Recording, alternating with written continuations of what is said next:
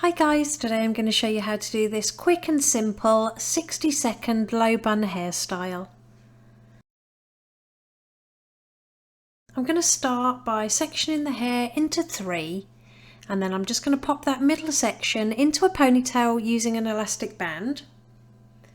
Then with my fingers I'm going to make a hole to the right hand side of that ponytail. Take the left hand section and pull it all the way through that hole, joining it to the ponytail.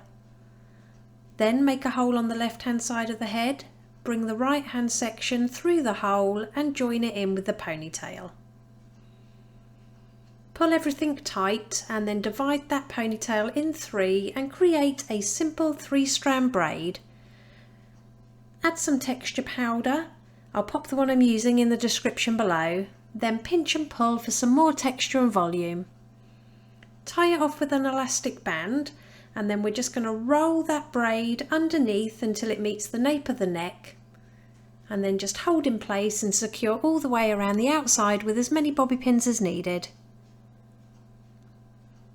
And it really is that quick and easy. Here's the finished look. If you liked it, please give it a thumbs up and don't forget to subscribe for more tutorials.